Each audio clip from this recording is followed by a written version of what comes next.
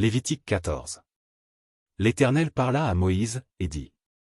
Voici quelle sera la loi sur le lépreux, pour le jour de sa purification. On l'amènera devant le sacrificateur. Le sacrificateur sortira du camp, et il examinera le lépreux. Si le lépreux est guéri de la plaie de la lèpre, le sacrificateur ordonnera que l'on prenne, pour celui qui doit être purifié, 2 oiseaux vivants et purs, du bois de cèdre, du cramoisi et de l'hysope. Le sacrificateur ordonnera qu'on égorge l'un des oiseaux sur un vase de terre, sur de l'eau vive. Il prendra l'oiseau vivant, le bois de cèdre, le cramoisi et l'hysope, et il les trempera, avec l'oiseau vivant, dans le sang de l'oiseau égorgé sur l'eau vive. Il en fera cette fois l'aspersion sur celui qui doit être purifié de la lèpre. Puis il le déclarera pur, et il lâchera dans les champs l'oiseau vivant. Celui qui se purifie lavera ses vêtements, rasera tout son poil, et se baignera dans l'eau, et il sera pur. Ensuite il pourra entrer dans le camp, mais il restera 7 jours hors de sa tente.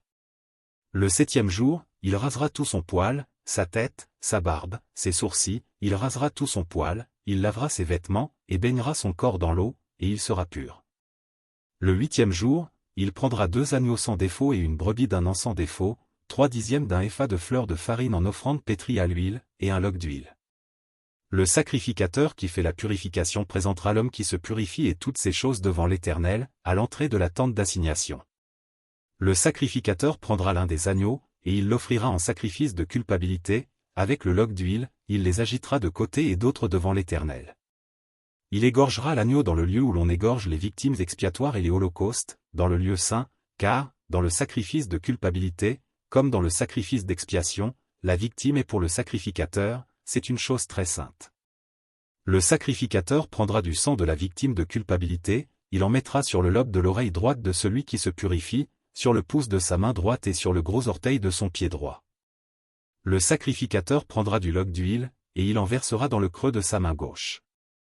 Le sacrificateur trempera le doigt de sa main droite dans l'huile qui est dans le creux de sa main gauche, et il fera avec le doigt 7 fois l'aspersion de l'huile devant l'Éternel.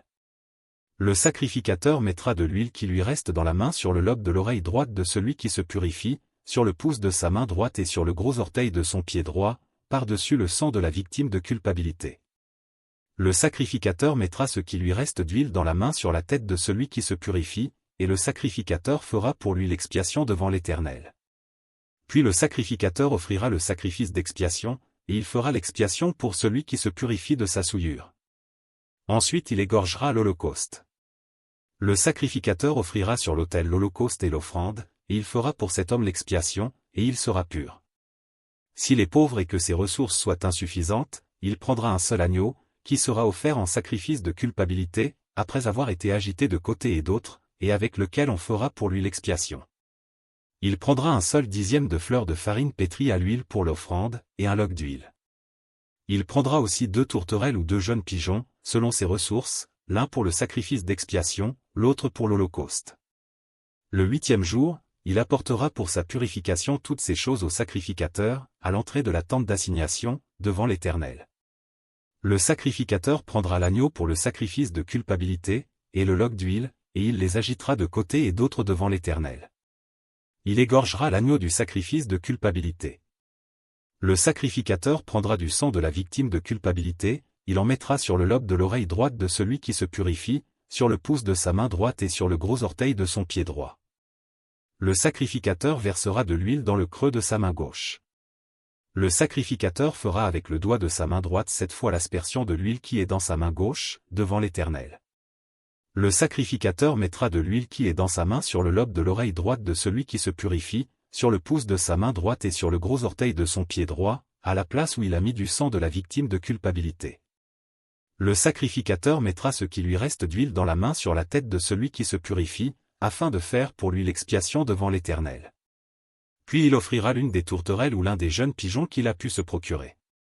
L'un en sacrifice d'expiation, l'autre en holocauste, avec l'offrande, et le sacrificateur fera pour celui qui se purifie l'expiation devant l'Éternel.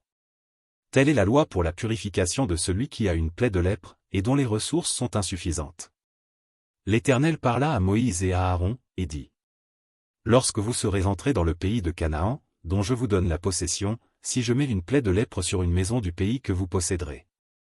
Celui à qui appartiendra la maison ira le déclarer au sacrificateur, et dira, j'aperçois comme une plaie dans ma maison.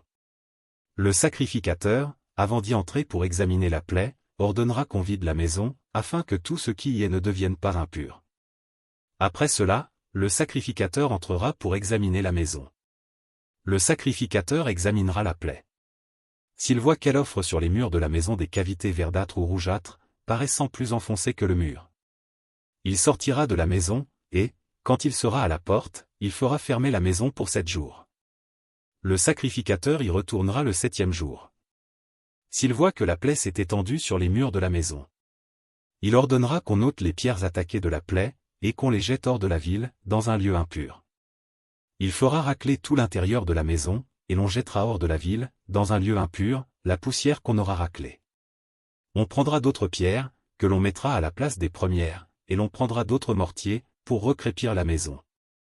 Si la plaie revient et fait éruption dans la maison, après qu'on a ôté les pierres, raclé et recrépi la maison, le sacrificateur y retournera. S'il voit que la plaie s'est étendue dans la maison, c'est une lèpre invétérée dans la maison, elle est impure.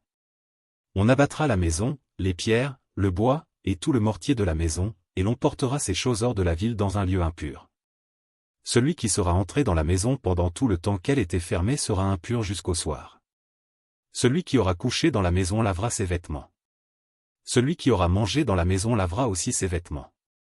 Si le sacrificateur, qui est retourné dans la maison, voit que la plaie ne s'est pas étendue, après que la maison a été recrépie, il déclarera la maison pure, car la plaie est guérie. Il prendra, pour purifier la maison, 2 oiseaux, du bois de cèdre, du cramoisi et de l'hysope. Il égorgera l'un des oiseaux sur un vase de terre, sur de l'eau vive. Il prendra le bois de cèdre, l'hysope, le cramoisi et l'oiseau vivant, il les trempera dans le sang de l'oiseau égorgé et dans l'eau vive, et il en fera 7 fois l'aspersion sur la maison. Il purifiera la maison avec le sang de l'oiseau, avec de l'eau vive, avec l'oiseau vivant, avec le bois de cèdre, l'hysope et le cramoisi. Il lâchera l'oiseau vivant hors de la ville, dans les champs. C'est ainsi qu'il fera pour la maison l'expiation, et elle sera pure. Telle est la loi pour toute plaie de lèpre et pour la teigne.